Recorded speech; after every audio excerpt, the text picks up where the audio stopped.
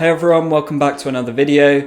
If you're new here, my name's Jack. I'm a designer and video maker living in London. And in today's video, I'm going to be revisiting an old favourite, and that is the cost of living in London. So last year I made a video where I broke down all the costs that I have in a month of living in London. This includes rent, bills, any transport, any social costs, anything like that. And people seem to really enjoy it. There was a lot of discussion in the comments about how it compared to different cities, how it compared to their own costs living in London. Some people thought that it was actually not a lot of money for living in London. A lot of people really kind of noticed how crazy the cost of living in London is. So I thought it'd be interesting to make the same video a year later, just to see how my costs compare now to what it was a year ago. Also, the video was the most popular video I made last year, so maybe I do have some ulterior motive there. Just a bit of context before we get into what I spend on living in London now. I have moved flat since a year ago.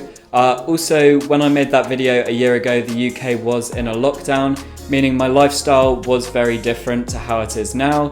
I wasn't traveling around as much, I wasn't socializing as much. Basically, I was spending a lot less money. That's another reason why I think it's important that I make this updated video, because I feel like a lot of the information then, which applied to November 2020, does not apply to now. London lifestyle is very different, so I think it is only fair that I make a more accurate video on what life is like in 2021. So let's start with the biggest expense, which is rent. So I pay £825 a month on rent, which is quite a lot. I live in a really nice 2-bed flat in southeast London. It's got a beautiful view across London, lots of space. I have made a specific video showing you around this flat, so if you're interested to see what all that money is going on, then I will include a link in the description and annotation at the top. If you did watch the video last year, then you'll know this is quite a significant increase from the rent that I paid last year. This is mainly because then I was living in a 3-bed house share, now I'm living in a 2-bed house share, and also factors such as the view and the space we have does mean it costs more. Despite it being quite a lot for rent, I do think in today's market, a place like this is actually quite good and we managed to get a good deal.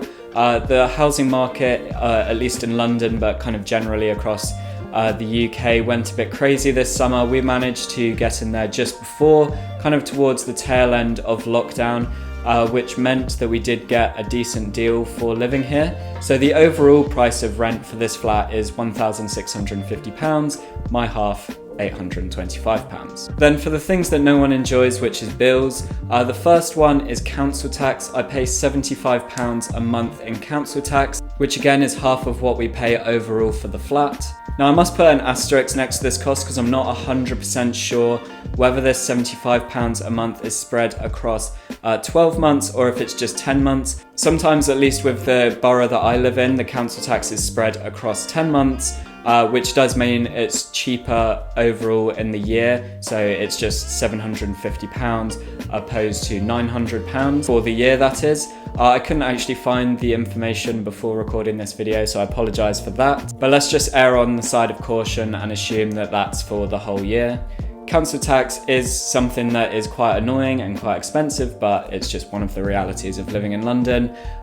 Council tax also costs different amounts depending on what borough you're living in. So if you are moving to London and you want to be quite conscious with what you're spending, then do look up online which boroughs have the most expensive or cheapest council tax. Then for gas and electric, I pay a combined price of £46 for the month. This is about a £6 increase from what I was spending last year. I think energy prices have gone up over the year. However, I'm unsure whether we are getting the best deal possible. £46 isn't too bad, but it definitely isn't great. Then for water, again, this is a bit of a confusing one because the tariff we're on, we seem to only be paying every 3 months. So I've just put it down as £6 every month. Water isn't a massive expenditure, but obviously it is included in the bills. And then for internet, I pay £17.50 a month. Again, remember this is half of the overall cost.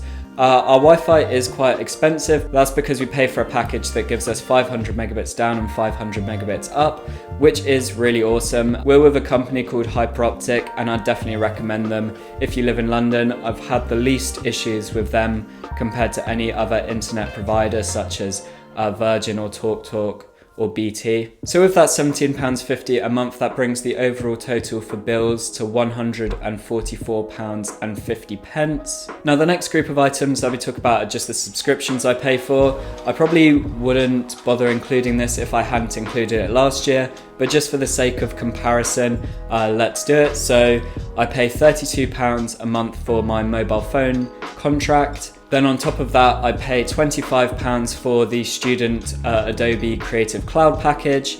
I pay £7 for web hosting, and then I pay a few pounds a month for kind of online storage through like Google Drive and iCloud. That brings the total subscriptions cost to £65.59. Then next is travel. So travel is just encompassing the travel that I do within London. This is one of the areas that has seen the biggest change since a year ago. Last year, I think I said I spent about £20 a month on travel. That was probably even a gross overestimation just because I really wasn't leaving the house because it wasn't allowed because we were in lockdown. However, that's completely changed. There's no kind of restrictions on where you can go and what you can do in London at the time of recording, meaning that I do travel around quite a lot, taking the tube, the train, buses, which does actually add up to quite a lot across the month. I travel into the office usually about once or twice a week. That's going to the other side of London, which costs usually about £8 each day I do that. And then often in evenings or at the weekend, I like to be fairly social, meaning that I do go around the city to see friends and do fun activities, which again adds up. So I've put down what I spend in a month on travel as £120. Basically, that's just what I spent in October of this year. So I'm guessing each month is roughly the same, which is definitely a big increase on what it was last year. And the final category I've just put as other costs. The first thing in here is just my weekly grocery shop. I'm pretty proud of how low I keep my grocery costs. I've actually made a video about how I do it. So if you want to learn how to keep your grocery costs low in London, or actually what I say in there applies to any place, please do check out that video, link in the description, annotation at the top. You know the drill. So I spend roughly £20 a week on my groceries, which obviously adds up to roughly £80 a month. And then finally, I've just put an additional £200 down for kind of general social costs, which could be things like eating out, drinking out, activities, going to places.